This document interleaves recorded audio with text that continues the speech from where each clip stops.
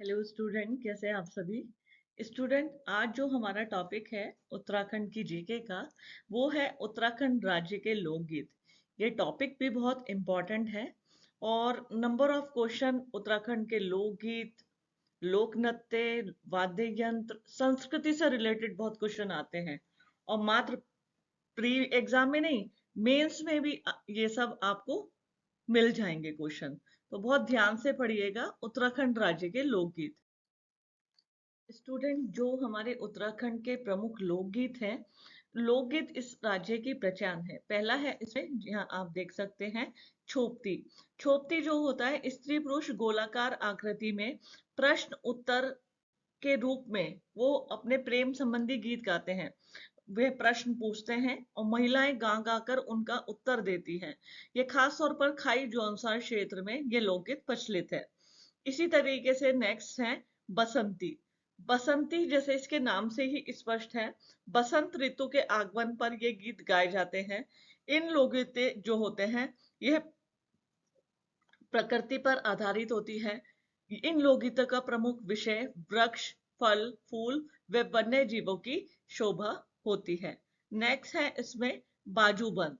बाजूबंद यह प्रणय गीत होते हैं, जिसे भेड़ चढ़ाने वाले द्वारा, जो भेड़ चराने वाले पुरुष होते हैं और स्त्री होती है, उनके बीच वार्तालाप के रूप में गाया जाता है। अक्सर देखिए, उत्तराखंड जो है, उत्तराखंड राज्य का प्रकृति से निकट का संपर्क है। ऐसे में जो यहाँ के लोकगीत भी है, वो प्रकृति से संबंधित होते हैं। बाजूबंद ऐसे प्रणय गीतों को कहा जाता है। अक्सर ये देखा जाता है यहाँ पे, जो पशु, वो भेड़ चारक होते हैं, भेड़ चराने वाले होते हैं, जब वो भेड़ों को चराने के लिए ऐसे स्थानों पे जाते हैं, तो उनके बीच जो आपस में वार्तालाप होता है, उन वार्तालाप को गीतों के रूप में जब गाया जाता है, तो उसे बाजूबंद की संज्ञा दी गई है। इसी तरीके से खुदेड़। खुदेर करुणतम शैली के लोकगीत है। करुणतम मतलब इसमें करुणा होती है।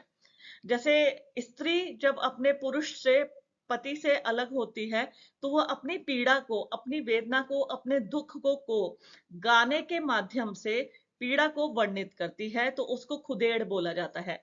खुदेड़ जो होते हैं, वो करुणतम शैली के लोकगीत की श्रेणी में आते हैं। स्टूडेंट, इसमें नेक्स्ट है जागर।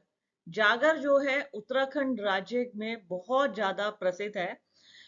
पूजा अर्चना के समय जब देवी देवताओं को का आह्वान किया जाता है, तो जागर का आयोजन किया जाता है। देखिए, जागर जागर जो होते हैं, वो देवताओं के गीत होते हैं। और ऐसा माना जाता है, देवी देवताओं के का जब आह्वान किया जाता है, उनको याद किया जाता है, उनके सम्मान में जो गीत गाए जाते हैं, इसमें ढोल दमाऊं की विशेष भूमिका होती है।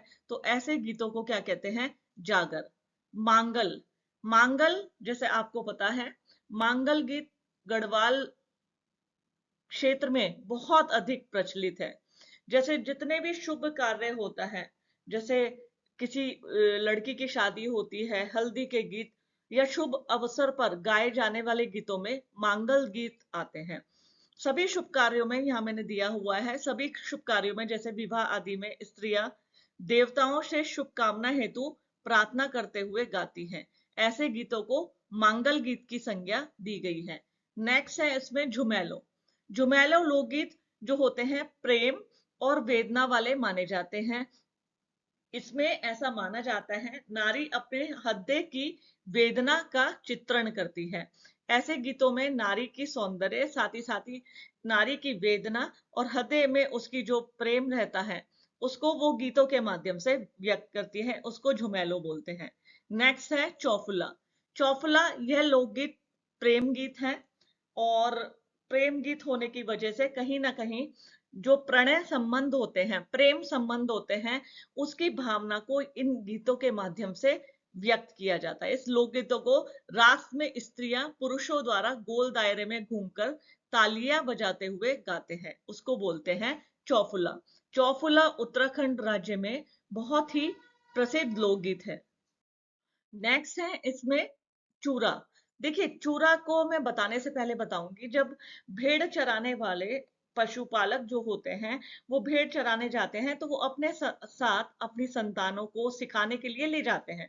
तो उसमें बड़े बुजुर्ग व्यक्ति होते हैं, वो इन गीतों के माध्यम से अपने साथ ले जाने वाले छोटे बच्चों को या अन्य व्यक्तियों को वो व्यापार कराने की कला या भेड़ चराने की कला, या कई बार भेड़ चराते चराते जंगली जानवर हमला कर देता है, उससे कैसे संभलना है, वो इनको गीतों के माध्यम से गाकर बताता है। तो यह लोकगीत भेड़ चराने वालों के बीच अत्यंत लोकप्रिय है। यह लोकगीत एक वृद्ध अनुभवी व्यक्ति द्वारा युवा भेड़ चराने वाले को व्यापार की कला सिखाने का एक माध्यम है, जिसे कहते हैं चूरा। नेक्स्ट है लामण। लामण बाजूबंद की तरह, बाजूबंद जो मैंने अभी अभी आगे बताया था, बाजूबंद की तरह यह प्रणय गीत है। प्रणय गीत जिसमें जो प्रेम से संबंधित होते हैं, स्त्री पुरुष के पति पत्नी के कथानक जो होते हैं, प्रेम से भरे हुए होते हैं, उन्हें कहते हैं लामण। नेक्स्ट है चौमासा। जैसे कि आपको पता है 4 मास, चौमासा यह ऋतु गीत है। ऋतु मतलब जैसे आपको पता है ना, सर्दी, गर्मी, बरसात, जो हमारे 4 ऋतुएं होती है। प्रमुख रूप से गढ़वाल में लोकप्रिय है ये लोकगीत, वर्षा ऋतु में गाए जाते हैं। इस गीत में वर्षा ऋतु की सौंदर्य, नदी, पर्वत, पुष्प आदि का वर्णन होता है, तो इसे कहते हैं चौमासा। नेक्स्ट है पटगीत। उत्तराखंड में जो पटगीत होते हैं ये उपदेशात्मक होते हैं। उपदेशात्मक कहते हैं जो उपदेश देते हैं, अच्छे कार्य करने के लिए प्रेरित करते हैं। ऐसे गीतों को उत्तराखंड में पटगीत कहा गया है। इन्हें छूड़ा गीत भी कहा जाता है। यहाँ देखिए मैंने लिखा हुआ है, इन्हें छूड़ा गीत भी कहा जाता है। उत्तराखंड में लोकप्रिय उपदेशात्मक गीतों को पटगीत के नाम से पुकारा जाता है। इन्हें छूड़ा गीत की संज्ञा भी दी गई है। नेक्स्ट है इसमें कुलाचार। कुलाचार यह लोकगीत वंश प्रशस्ति को वर्णन करते हैं। इसमें कुलाचार क्या होता है, जैसे प्राचीन काल में राजा महाराजाओं का समय होते थे, उनका इतिहास, उनके इतिहास में कौन पराक्रमी राजा रहा है, उसने कौन से कार्य किए हैं, उनकी गाथाओं को गा गा कर बताया जाता है, जिसे कुलाचार कहा गया है।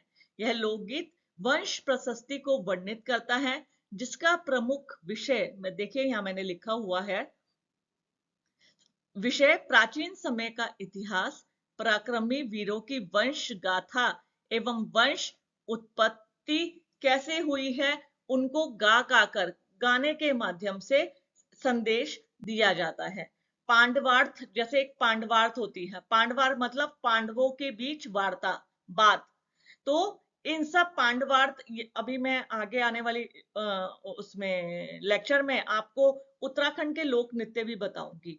तो ये सब बच्चों ये इसलिए हैं, ये उत्तराखंड की संस्कृति की पहचान है।